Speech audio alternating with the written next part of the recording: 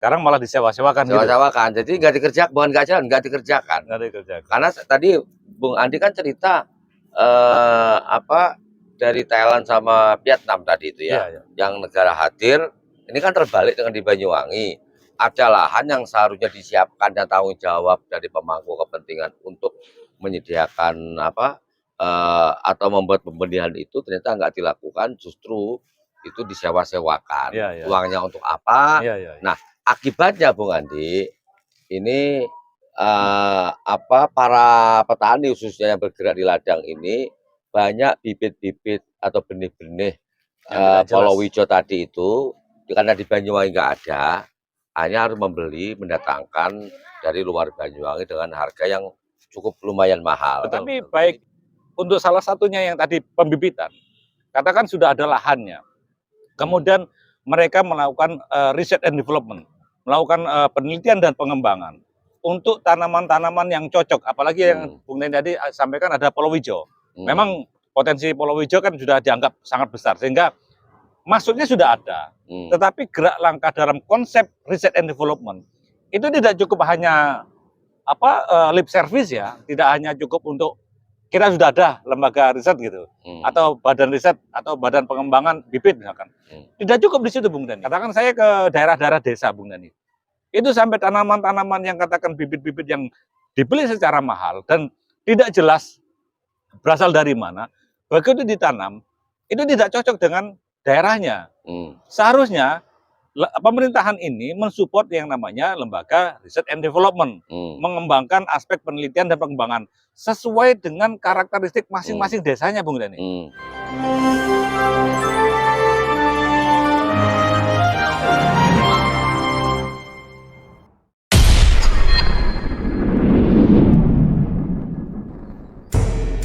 Assalamualaikum warahmatullahi wabarakatuh. Waalaikumsalam warahmatullahi wabarakatuh. Pemirsa, kembali berjumpa dalam acara Ngobos di Kampung Aclak. Ngobos, ngopi bareng, obrolan santai. Aclak, aliansi cendekiawan lari kampung. Nah, Bung Andi, ya dalam acara ini kita seperti biasa sebelum kita mulai sesuai dengan makna filosofi ngopi, ngolah pikir, kita ada baiknya menyeruput. Menyeruput siap. Ini bahasa kuno ini. Supaya lebih cerdas.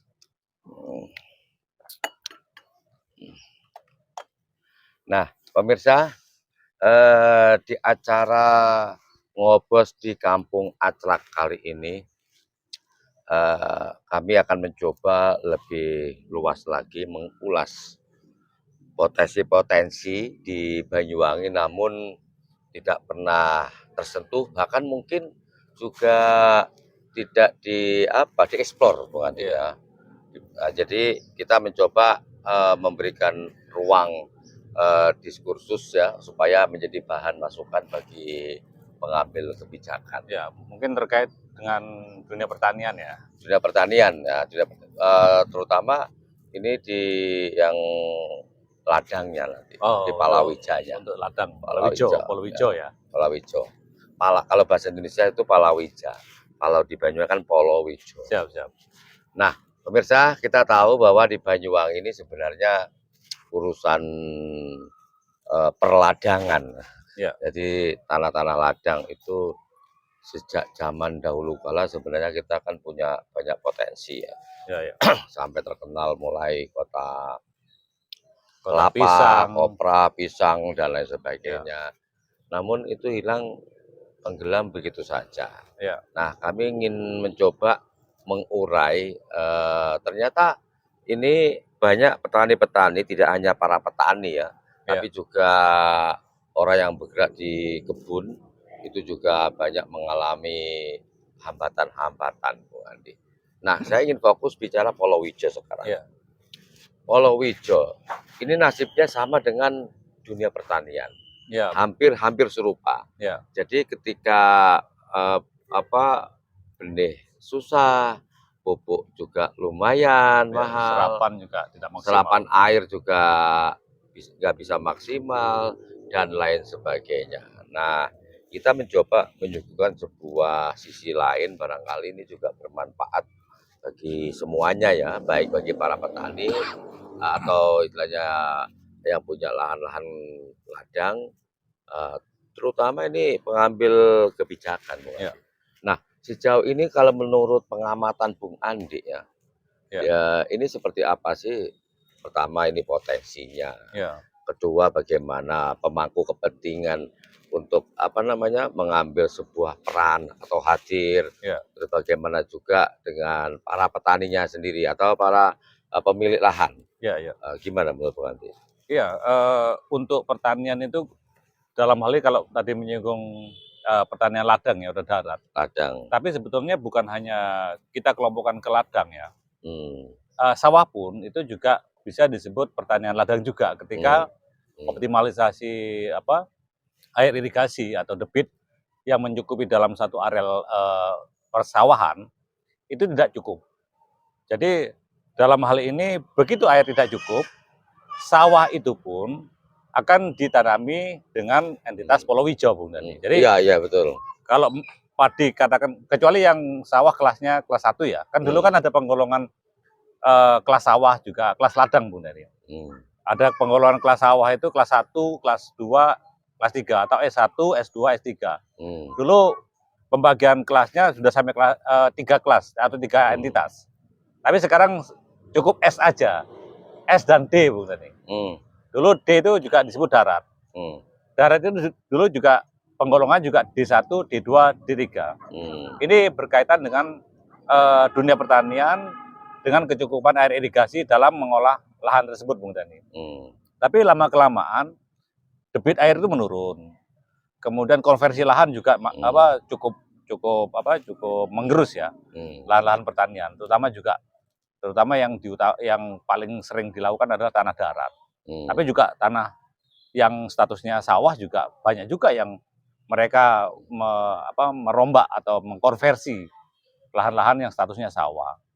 Yang tadi Bung Dani katakan ada pertanian ladang atau polowijo, itu sebetulnya potensinya kalau bicara luasan, sawah pun itu kita juga bicara polowijo, Bung Dani. hmm, Ketika itu tanah itu pusuh atau debit air menurun, hmm, sawah itu juga akan dirubah dengan pola penanaman polowijo. hmm, Bisa kacang, bisa jagung, hmm, bisa kedelai. Artinya entitas polowijo karena kebutuhan air daripada padi itu lebih sedikit. hmm, Sehingga pengaturan-pengaturan itu perlu dilakukan untuk kombinasi olah tanam lahan. Tapi kita juga tidak lepas daripada pertanian darat. Artinya ini kebun, memang statusnya kebun, Bung Nani. Mungkin penanaman kebun itu mulai dari tanaman dikotil, monokotil misalnya kan. Dikotil ibaratnya tanaman-tanaman besar ya. Tanaman yang agak kecil, monokotil yang memang tanaman-tanaman besar. Kan? Mungkin kalau dulu tanaman-tanaman keras itu kita juga penghasil kelapa yang cukup besar. Status tanah darat itu kita juga mempunyai potensi kelapa yang sangat besar karena kita merupakan juga wilayah pesisir, juga wilayah agraris. Jadi dua keuntungan areal yang sifatnya pertanian darat ini itu sangat banyak juga. Artinya kalau secara kuantiti kita bisa memvolumekan sawah pun ketika air itu berkurang itu akan juga status sebagai pertanian darat atau polowijo. Meskipun ada tanaman-tanaman besar yang tadi saya sebutkan, mungkin ada cengkeh, ada kelapa, ada kakao, coklat, kemudian ada alpukat sekarang ya. Sekarang lagi rame alpukat. Lagi rame alpukat, konversi yang tanah darat itu rame alpukat. Nah itu kalau kita bicara potensi luasan lahan yang dapat diolah sebagai tanah polowijo, itu berarti kan gabungan keduanya. Antara sawah yang kekurangan air menjadi status kombinasi pola tanam polowijo, ditambah lagi dengan yang memang existing darat yang dimanfaatkan sebagai entitas polowijo. Jadi kalau bicara volume pertanian kita untuk sawah saja 60.000 hektar plus minus ya. Kemudian tanah daratnya bisa 80.000 hektar. Artinya ketika kita mengolah tanah tersebut dengan status Polowijo, itu kan potensinya besar sekali Bung Dani. Dengan luasannya sebegitu banyak, full Polowijo. Full Polowijo, artinya kita bisa menggerakkan satu, mungkin bukan hanya satu, mungkin bisa 10 atau 30 pabrikan sebagai nilai daripada olahan raw material menjadi barang setengah jadi atau barang jadi. Misalkan saya bicara barang raw material ini, misalkan kelapa saja ya. Kalau misalkan kita memang mengkonsepkan kelapa sebagai unggulan untuk tanaman Polowijo, tanaman darat, gitu kan. Dengan luasan seperti itu, pabrik besar pun bisa sebenarnya didirikan di Banyuwangi. Banyuwangi ya. Kemudian kalau kita katakan belum lagi kalau kita menggerakkan pertanian singkong misalkan. Berapa banyak pabrik-pabrik singkong yang mengolah menjadi tepung sebagai olahan step up naik kelas antara raw material berupa bahan singkong menjadi tepung singkong misalkan. Nah, ini kan butuh konsep pertanian yang ibaratnya dari mulai konsep sampai perencanaan bisa menggerakkan ini sebagai devisa besar ke dalam APBD Banyuwangi untuk pendapatan asli daerahnya ya. Tapi sementara ini kan parsial-parsial semua Bung Dani. Jagung menanam sendiri, bahkan ada yang jagung dalam satu desa itu, ada yang jagung, ada yang Polowijo, ada yang tanaman keras. Itu mereka tidak dalam satu dan konvensional biasanya kan. Masih konvensional. Artinya gerak langkah kombinasi, gerak langkah bersama dalam pola tanam. Kalau dulu zamannya Orde Baru, itu kalau sudah seragam ya. Itu sudah seragam, ibaratnya begitu ada maaf, begitu ada perintah untuk katakan ini adalah musim tanaman padi misalkan, ya semuanya padi. Kemudian Polowijo akan dikembangkan Polowijo, tapi sekarang kan enggak. Mereka seolah-olah lepas, tidak ada gerak langkah dalam satu kesatuan pembinaan oleh pemerintah daerah. Oleh pemerintah. Betul. Oke, Bung Andi, memang meniscayakan kalau dulu ya di pemilik sawah itu misalnya setahun 3 kali panen. Betul. Biasanya 2 kali panen, satunya biasanya digarap Polowijo biasanya. Karena untuk kesuburan tanah. Betul, betul. Biar enggak terlalu istilahnya kalau unsur haranya tidak ngoyo. Ya, tidak ngoyo untuk kualitasnya itu. Betul, betul. Bung Andi, kalau kita bicara perbandingan dengan era Orde Baru ya, bagaimana waktu itu ketahanan pangan sangat-sangat luar biasa, bahkan tidak hanya mampu mencukupi kebutuhan secara nasional, bahkan mampu juga untuk mengekspor bagi negara-negara yang membutuhkan. Betul, betul. Nah sekarang begini, ketika di Banyuwangi ini kan saya melihat bahwa ada dari rombongan negara Malaysia itu berkunjung ke Banyuwangi hanya untuk berburu, berburu tentang tanam padi yang bisa setahun bisa 3 kali bahkan lebih yang panennya.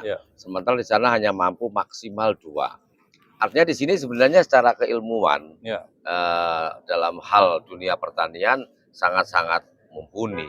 Nah, ketika waktu musim itu berganti palawija, Bung Andi, apakah dengan adanya ilmu-ilmu ini kemudian berganti ke palawija, palawija ini bisa nggak menggantikan untuk satu, untuk lebih meningkatkan pendapatan dari masyarakat petani, ataupun mungkin dengan olahan-olahan tertentu sehingga tadi disebutkan devisa atau bisa meraup pendapatan asli daerah. Kalau menurut Bung Andi, agar dunia pertanian khususnya yang berhubungan dengan palawija itu bisa mampu menopang hal itu, seperti apa yang harus dilakukan itu? Dunia pertanian yang ada katakan di seluruh daerah, dan kita mereviewnya di Banyuwangi, Bung Dani ya, itu terjadi inefisiensi. Artinya seorang petani dalam menghasilkan hasil pertaniannya itu tidak cukup melakukan upaya katakan antara harga pokok produksi, katakan dia modal, dengan katakan dia mendapatkan keuntungan dalam menjual. Itu harga pokok produksinya masih besar, Bung Dani. Artinya untuk menerima spare keuntungannya itu sangat sedikit gitu loh. Jadi karena terjadi pola-pola inefisiensi. Nah, kalau sekarang petani di Banyuwangi ini memiliki lahan kalau bisa di rata-rata nggak lebih dari 1/4 bahu. Totalnya berapa? Artinya petani-petani kecil ini rata-rata itu Untuk personal untuk ya? personal itu kalau di rata-rata Bung Nani ya, itu nggak lebih dari 1/4 bahu, itu kurang lebih di bawah 2000 meter persegi. Artinya kalau mereka menanam lahan hanya kandang kecil itu trade off-nya itu efisiensi terhadap profitabilitasnya. Itu ada titik trade off namanya. Artinya berapa sih yang akan bisa diambil keuntungan seorang petani dalam menanam dan menghasilkan atau output produksinya sehingga dia dapat income yang dapat diharapkan. Itu ada titik trade off. Kalau hanya lahannya di bawah 2000, itu titik trade off-nya nggak ketemu, pasti akan impas bukan? Atau bahkan merugi. Trade off-nya itu bisa dilakukan apabila dia katakan minimal mempunyai lahan 1 bahu atau 1 hektar. Nah, trade off-nya itu ketemu antara HPP dengan harga yang akan diharapkan pada saat dia panen. Ada spare keuntungan. Tetapi ini juga masih terkendala juga. Bagaimana pola dan mekanisme dalam pengolahan di Indonesia. Ternyata 1 hektar produktivitas dengan katakan capaian keuntungan itu ternyata kita kalah dengan Thailand, kalah dengan Vietnam. Trade off-nya mereka menggarap masih dalam proses efisiensi. Artinya dia menggarap pola-pola pertanian, mungkin mekanisasinya sudah cukup lumayan ditunjang dengan pemerintah atau negara. Mekanisasi dunia pertanian itu sudah ibaratnya negara mensupport. Mereka sudah mengefisiensikan pola-pola yang dianggap ini pemborosan tenaga kerja, pemborosan harga pokok produksi. Mendapatkan pupuk yang lebih mudah, lebih murah. Kemudian faktor tenaga kerja. Itu yang di Thailand sama Vietnam ya? Iya, mereka sudah melakukan dan itu didukung oleh pemerintah. Hadir ya? Hadir di situ. Tapi kalau di Indonesia ini, sekarang untuk bicara kecukupan membayar tenaga kerja aja, itu ternyata kita mengalami inefisiensi yang sangat besar. Tenaga kerja kita sekarang sangat mahal untuk dunia pertanian. Sementara itu sebagai salah satu cost, salah satu biaya yang besar yang harus dikeluarkan seorang petani dalam menanam dan menghasilkan lahan kecil. Kecuali lahan dia besar, mungkin efisiensinya inefisiensinya dapat ditekan. Tetapi mungkin akan lebih meningkat lagi ketika mereka menggarapnya dengan traktor-traktor mini, disupport oleh pemerintah daerah misalkan. Dibelikan traktor-traktor mini. Tapi balik lagi, karena lahan-lahannya itu yang sangat terbatas, gerak traktor ini itu kehambat dengan galengan-galengan itu loh Bung Dani. Akhirnya terganggu ya. Akhirnya terganggu. Artinya ketika seseorang menyewa 1 traktor atau 1 mekanisme pengolahan tanah, dia harus membayar utuh dalam 1 hari. Padahal 1 hari mungkin bisa 1 hektar. Tapi 1 hari terhalang oleh galangan-galangan gitu, kecuali bersepakat 1 desa itu menggarap bersama-sama, kontraktornya disupport oleh pemerintah daerah misalkan. Tapi gerak langkahnya kan harus sama Bung Dani. Iya betul. Pola tanamnya harus sama. Waktu tanamnya juga harus sama. Satu paket. Nah, ketika itu dapat digerakkan 1 langkah bersama seperti zaman dulu. Artinya periode Orde Baru. Orde Baru itu begitu serentak bertanam, itu akan terjadi efisiensi yang sangat luar biasa sehingga begitu panen disparitas antara harga pokok produksi dengan harga panen itu ada keuntungan yang cukup besar. Karena efisiensinya cukup tinggi. Ya, kalau sekarang sendiri-sendiri, sehingga petani akan mengalami kerugian yang sangat besar dan itu tidak terasa. Sebenarnya panen itu rugi dan dia diijon kembali dengan harapan dia hanya memutar gali lubang tutup lubang.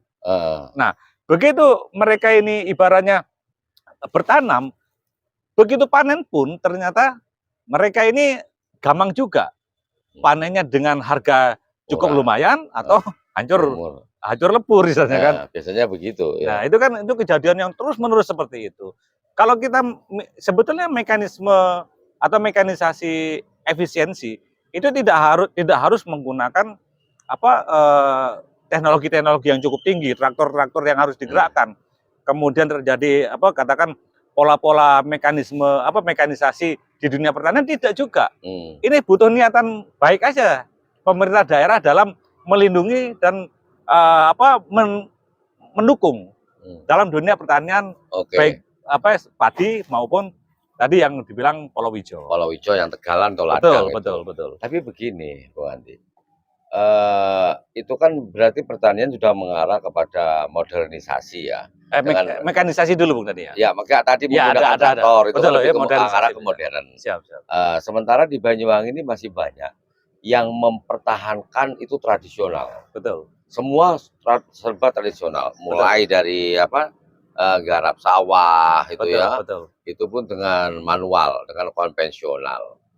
Hingga bahkan panen pun itu masih menggunakan konvensional, cara-cara orang-orang tradisional di Banyuwangi. Nah, kalau tadi saya mendengar Bung Andi menceritakan tentang Vietnam, kemudian Thailand, bagaimana negara itu hadir ke dunia pertanian dengan membantu segala kebutuhan, termasuk penyiapan bibit atau benih.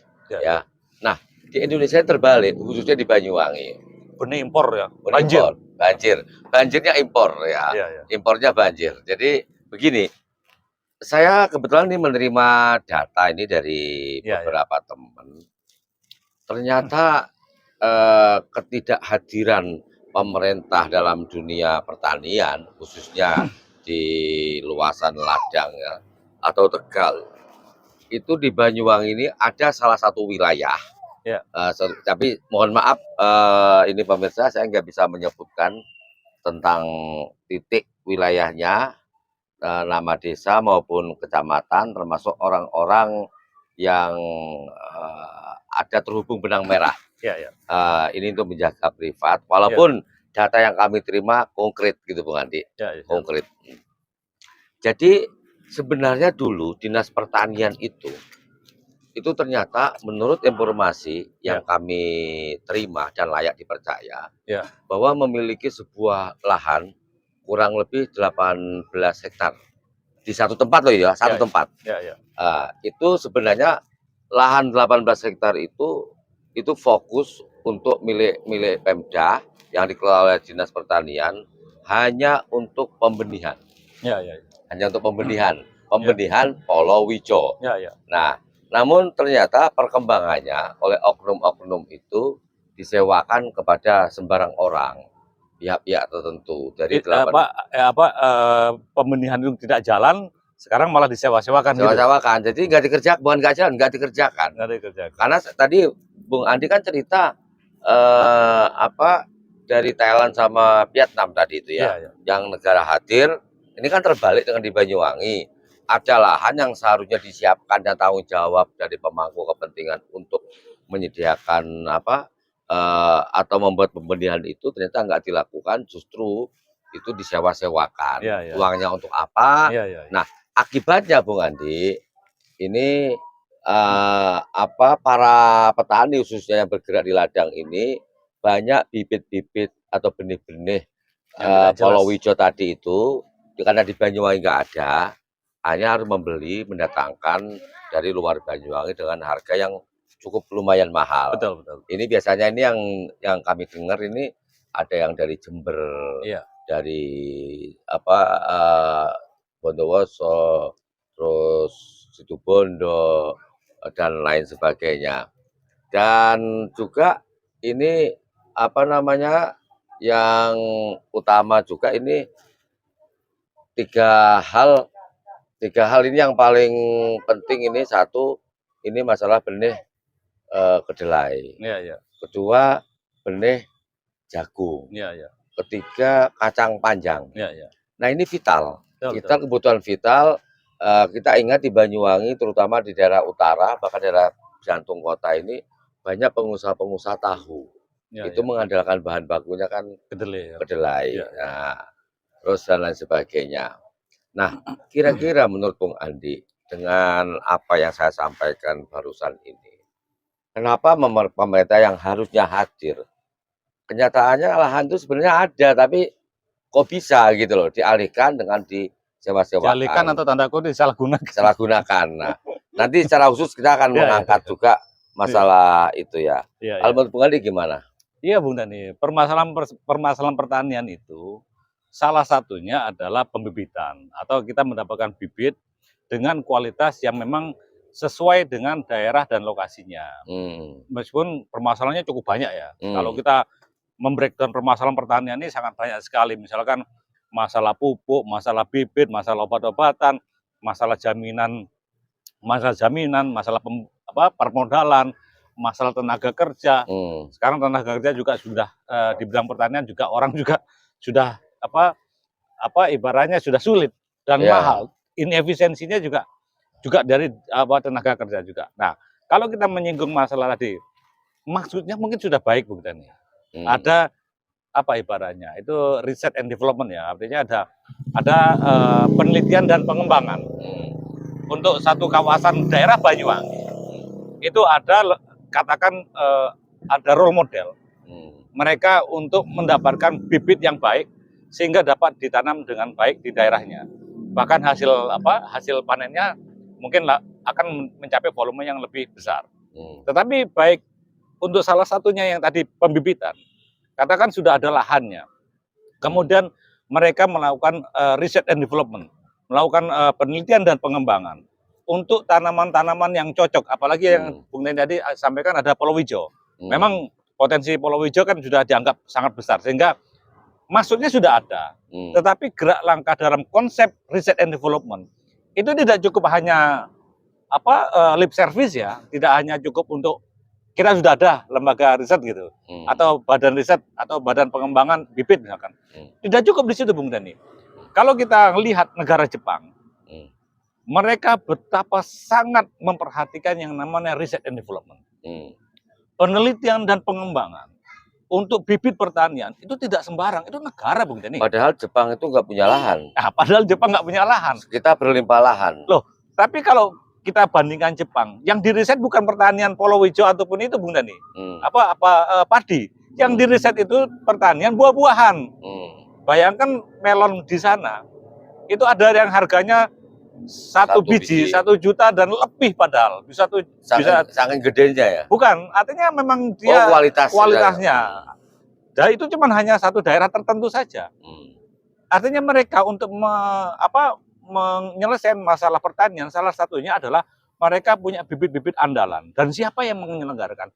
Yang menyelenggarakan itu negara dan membantu masyarakat atau kelembagaannya memang bergerak di dunia riset. hmm, Nah, Banyuwangi ini kan harusnya bisa meniru, hmm, bukan hanya hal-hal yang sifatnya tanda kutip pencitraan. Kita sudah punya ada lembaga riset, namun Hmm. kenyataannya begitu berkinerja lahan-lahannya disewa-sewa. Tadi yang sewa-sewakan. tadi Ya. data ternyata risetnya yang di mana. Hmm, Bahkan kita sampai katakan saya ke daerah-daerah desa Bung Dani.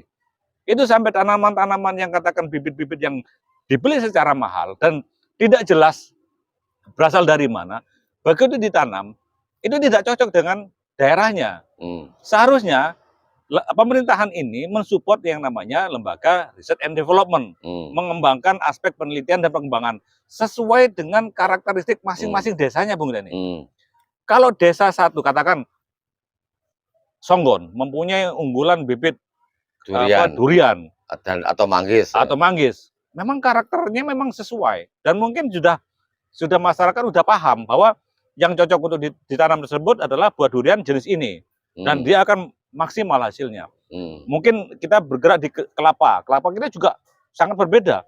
hmm, Kelapa Banyuwangi itu kalau dibandingkan dengan kelapa-kelapa yang setahu saya dikatakan saya pernah lama di daerah Jawa Barat, sangat berbeda Bung Dani. Iya. Kualitasnya itu benar-benar bagus. Eh, Tetapi ternyata di lapangan semakin tergerus kelapa-kelapa unggulan yang asli, endemik daripada daerah Banyuwangi itu sekarang tergerus dengan kelapa-kelapa yang bibitnya Oke. tidak jelas, Bung Dani. Oke, nanti soal kelapa, soal kebun, nanti kita next bahas tersendiri. Betul. Nah, sekarang begini Bung Andi, kembali ke masalah pembenihan, kesulitan para petani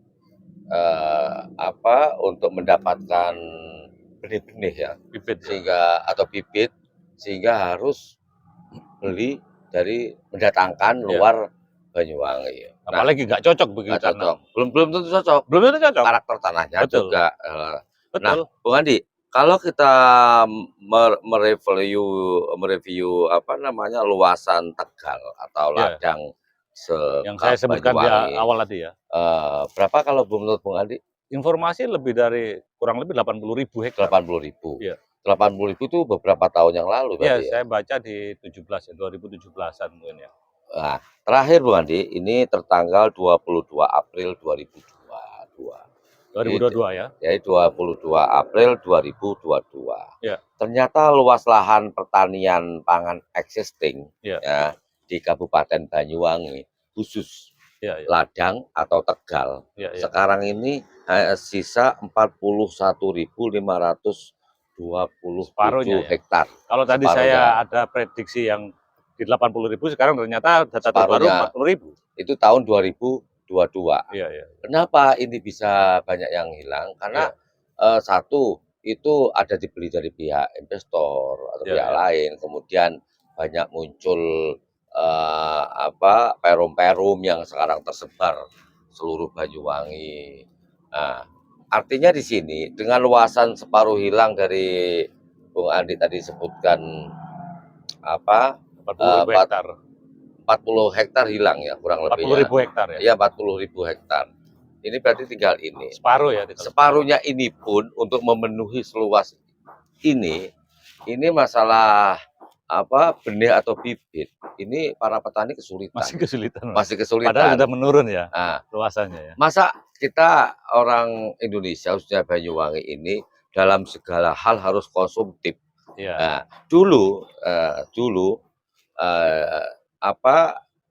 seorang petani atau keluarga petani itu bangga menjadi petani. Ya. Bahkan banyak petani-petani yang sukses, tidak hanya sukses menyekolahkan anak-anaknya sampai perguruan tinggi, terus sampai naik haji rame-rame. Ya, betul. Nah, sekarang justru petani itu takut untuk menjadi petani. Ya. Padahal dia punya lahan, ya, lahan baik sawah maupun Tegal atau ladang, ya. Karena takut biaya untuk penanaman tuh cukup besar. Benih-benih sulit untuk didapat, harus beli dengan harga mahal. Pupuk-pupuk, obat-obatan cukup mahal juga. Panen harganya nggak sumbut atau nggak imbang karena anjlok. Nah, sebenarnya apa sih yang harus dilakukan dalam hal ini untuk Dinas Pertanian yang istilahnya yang mendegani ya, yang mendegani dunia pertanian agar kembali tumbuh kembang, ada gairah para petani untuk bercocok tanam, tidak harus dibebani dengan biaya mahal. Apakah pemerintah harus menyediakan benih-benih atau memandu langsung dan membantu segala sesuatunya seperti yang dilakukan oleh Vietnam dan Thailand atau bagaimana? Ya, kalau di negara lain sesuatu yang menguasai hajat hidup orang banyak itu dilindungi dan disupport oleh negaranya, Bung Dani. Kalau kita bergerak untuk dasar kegiatan saja, itu serasa dibiarkan berjuang sendiri. Petani ini seperti ibaratnya tidak ada naungan ya, baik pemerintah atau hadirnya negara ataupun di daerah seperti di Banyuwangi. Itu seolah-olah mereka berjuang sendiri-sendiri. Bagaimana petani begitu dia tanam, olah tanamnya sampai mencari lahan mencari pembelinya itu semuanya berjuang sendiri. Padahal petani ini kan bertugasnya bertani dengan baik. Itu saja. Dengan harapan dia menanam ada disparitas keuntungan. Tapi begitu dia mencari pembeli dan segala macam, dia juga kesulitan. Yang hadir adalah mereka-mereka yang monopoli. Mereka yang mempermainkan harga. Akhirnya apa? Nilai tawarnya juga rendah. Harga produksinya yang tadi Bung Dani faktor-faktornya sudah sangat tinggi. Mereka yang hadir adalah pola-pola permainan. Ini harusnya negara hadir. Jangankan kita beranjak ke perlindungan terhadap hajat hidup orang banyak yang sifatnya adalah industri. Kita yang bergerak di bidang pertanian saja belum naik kelas ke pabrikan, ke industri, ke apa G2G, government to government. Itu seolah-olah masyarakat petani ini juga tidak ada support yang penuh daripada pemerintah daerah misalkan. Kalau di negara lain yang sifatnya pertanian, katakan kita bicara Malaysia aja. Malaysia itu begitu menjaga harga kebutuhan pokok, baik dia meningkat maupun menurun, mereka yang menjamin adalah negara. Begitu katakan harga pertanian menurun, yang membeli secara untung bukan rugi, Bung Dani. Itu adalah negara yang menjamin dengan harga yang layak. Dengan harga yang layak. Jadi mereka yang berproduksi terhadap pertanian akan dijamin atau dilindungi. Kita tahu sekarang jargonnya jaminan pertanian. Tapi sampai sekarang pun dianggap bahwa jaminan pertanian adalah risk yang paling besar. Sehingga pemerintah nggak mau hadir. Padahal dengan kehadiran pemerintah, kebutuhan mereka itu bisa ibaratnya diberdayakan, dilindungi atau dikembangkan. Tapi karena tidak hadir, ya akhirnya pemerintah semerawut dianggap bahwa pertanian sebagai pola jaminan yang resiko. Padahal di negara lain mereka menjamin. Jangankan di bidang pertanian, untuk di bidang industri itu sudah dianggap sebagai hajat hidup orang banyak, Bung Dani.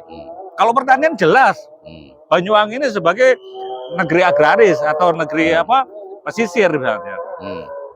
Itu aja tidak dilindungi. Apalagi kita bergerak hal-hal yang sifatnya teknologi. Wah, semakin kacau nanti Cina saja, ibaratnya spare part kendaraan, Bung Dani, itu dianggap sebagai industri yang menguasai hajat hidup orang banyak. Itu dilindungi oleh negara, tidak boleh dimonopoli, tidak boleh bisnis keluarga, tidak boleh bisnis organisasi-organisasi yang sifatnya privat. Itu harus negara yang hadir.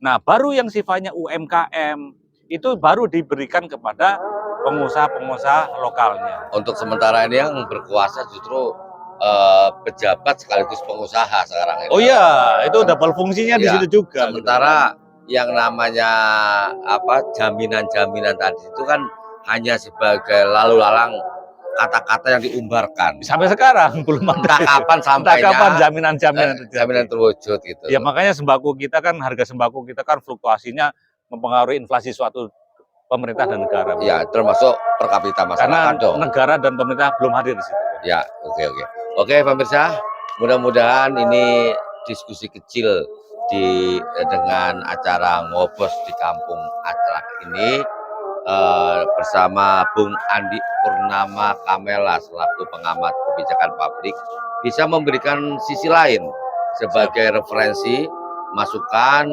ternyata betapa pentingnya negara itu hadir di tengah-tengah masyarakat yang membutuhkan. Kebetulan tema hari ini untuk episode ini kita mengangkat soal pertanian khususnya di Tegalan dan Ladang, Palawija. Kalau Banyuwangi kan Polowijo. Kalau Indonesia Palawija. Ya. Ini sementara nasibnya para petani ya, hidup segan mati tak mau. Betul. Ya, jadi kasihan. Gamang gitu. Jadi sangat-sangat nelangsa lah mereka itu nasibnya itu. Mudah-mudahan ini menjadi perhatian. Oke, terima kasih. Salam budaya berbasis kearifan lokal. Wassalamualaikum warahmatullahi wabarakatuh. Waalaikumsalam warahmatullahi wabarakatuh. Oke, terima kasih Bung Andi. Kita lanjut dulu ngopinya. Iki tutu Aclak kesenjarangan tapi ngatake wong cendekiawan. Iki tutu kampung senjarangan tapi kampunge wong cendekiawan.